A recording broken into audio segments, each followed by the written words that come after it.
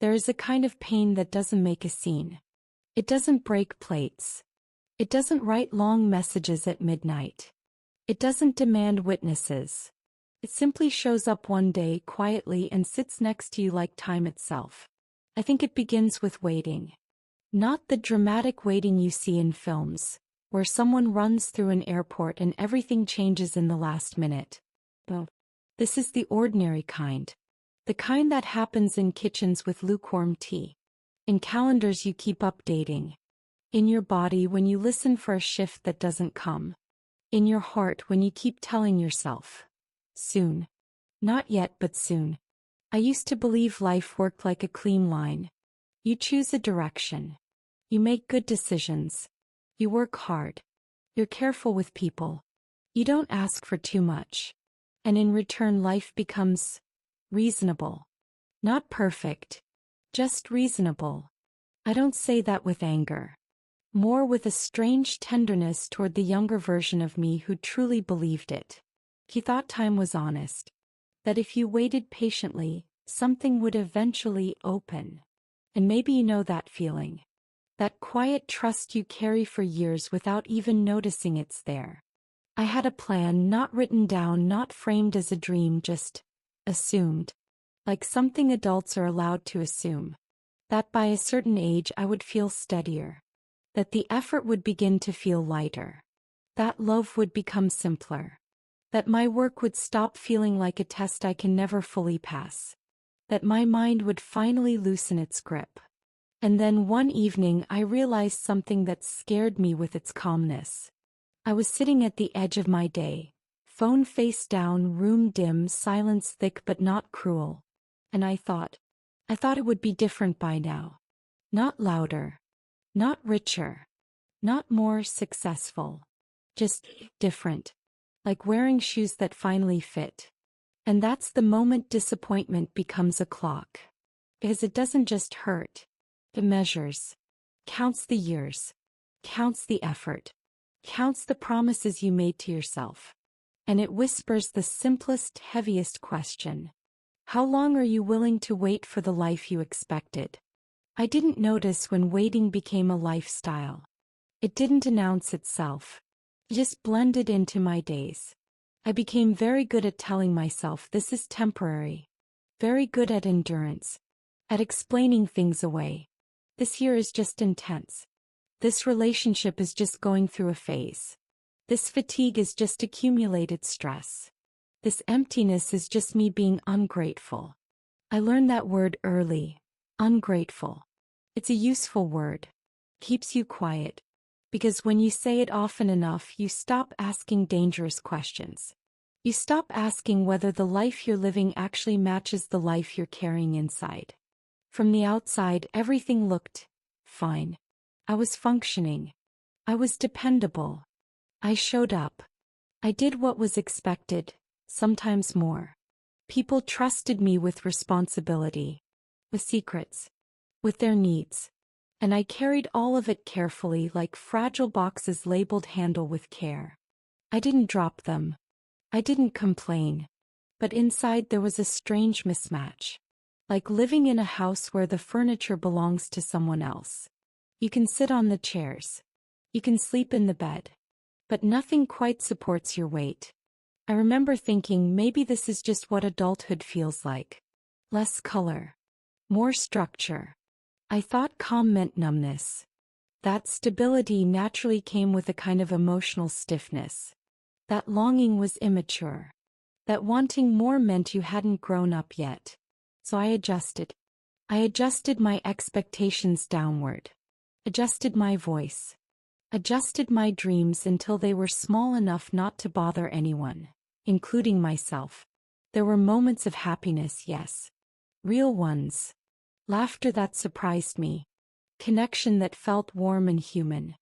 But underneath there was a steady, quiet ache. Not grief. Not despair. Just the sense that I was living next to my life, not inside it. Time passed the way it always does. Invisibly, efficiently. Years folded into each other. Birthdays became quieter. Goals became more realistic. And somewhere along the way I stopped asking when. I stopped imagining the future with detail. Felt safer that way. Because imagining requires hope. And hope, I learned, can bruise you without leaving marks. There's a moment many of us recognize even if we don't name it. When you realize you're not waiting anymore. You're just maintaining. Maintaining relationships. Maintaining routines. Maintaining the version of yourself everyone recognizes. And the hardest part? You don't feel dramatic enough to leave. Not unhappy enough to rebel. Not broken enough to demand change. You're simply tired in a very quiet way. That's when disappointment stops feeling like an emotion and starts feeling like a climate. It surrounds you. It becomes normal. And you wonder, not desperately, not loudly, is this it? The breaking point didn't break anything. That's the strange part. No argument. No dramatic decision. No moment you could point to and say, this is where everything changed. It arrived as a sentence. Not spoken out loud, just formed clearly inside me. I thought it would be different. And for the first time I didn't rush to correct that thought. I didn't say be grateful. I didn't say others have it worse. I didn't say you're just tired. I let it exist. And that's when I noticed something important. The pain wasn't coming from what I didn't have. It wasn't about a specific person or achievement or version of success. It was about the gap. The space between the life I was living and the life I had quietly expected to meet by now. Not demanded. Expected. There's a psychological term for this, actually, expectation discrepancy. It's the distress we feel when reality doesn't align with the internal timeline we've built. Not because reality is bad, but because it's not the story we prepared ourselves for. I had prepared myself carefully. I believed that effort would soften life, that patience would be noticed, that endurance would be rewarded with ease. That if I kept choosing stability, stability would eventually choose me back. But life isn't transactional. Doesn't say thank you for waiting. Here's your prize. And that realization hurt. Not sharply but deeply. Because it meant I had been measuring my worth with a ruler life never agreed to use. I saw how often I had postponed myself. After this project. After this phase. After things calmed down. After I'd become someone more allowed to want. I realized how many times I had confused surviving with living. And the most uncomfortable truth appeared then, gently but unmistakably. Nothing had gone wrong. No one had betrayed me. I hadn't failed. I hadn't missed a secret door everyone else found.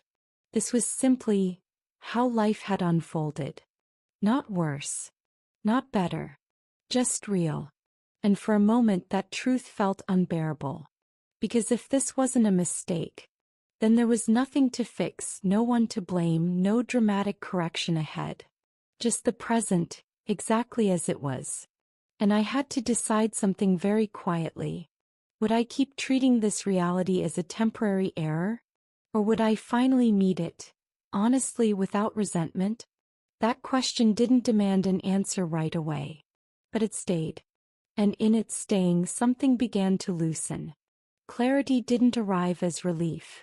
Didn't feel like now I understand everything. Or now I know what to do. It was softer than that. Felt like putting down a heavy bag. And realizing your shoulders still ache. But your hands are finally free. I stopped arguing with reality. Not in a defeated way. In a tired, honest way. I stopped telling myself that this life was a draft version. That the real one would begin later. That someday I would arrive, and everything would align. Because that belief kept me suspended. Always almost there, never here. I began to see how cruel hope can be. When it's tied to a condition. I'll allow myself to rest when. I'll feel at peace once. I'll start living after. Those sentences never end. They just change costumes. And one evening, nothing special about it, I noticed a new thought forming. Not loud. Not triumphant. Just clear. This is not a failure. This is my actual life. Not the one I imagined. Not the one I rehearsed for. Not the one that made sense on paper. But the one that exists. With its compromises. Its unanswered questions. Its uneven timing. There was grief in that acceptance. I won't romanticize it. You have to mourn the life you expected. Even if it was never promised. Even if no one took it away. That mourning is quiet. Private. Often invisible to others. But on the other side of it something changes. You stop waiting for permission. You stop postponing tenderness. You stop needing your life to justify itself. You begin to ask different questions. Not when will it finally be enough. But what is already here that I keep overlooking? Not how do I fix this? But how do I live inside this honestly? Clarity didn't make my life simpler. But it made it real. And reality I learned has weight. But also ground. You can stand on it. There is a strange peace that comes. After you stop arguing with time. Not happiness. Not resolution. Just a quieter relationship with what is. I still catch myself thinking it should have been different. The thought hasn't disappeared. It's simply lost its authority. Now when it appears I answer it gently. Maybe. But this is what is. And somehow that answer doesn't feel like giving up.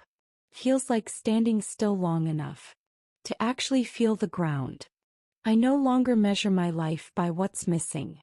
I measure it by what I can touch. The warmth of a kitchen at night. A conversation that doesn't require performance. A moment when my body softens without explanation. A silence that isn't lonely. These aren't consolation prizes. They are the substance of living. There's a quote I once read, I don't remember where, that said something like, "We suffer more in imagination than in reality." I think what hurts us most isn't that life didn't follow the plan, but that we kept comparing it to a version that never existed. And when that comparison ends, something unexpected begins. Not a new chapter. Just presence. This isn't the life I thought I'd have. But it's the one that's breathing with me now. And for the first time, me in a long while. I'm not waiting for it to start. I'm already here. Thank you for your listening. That's enough for today.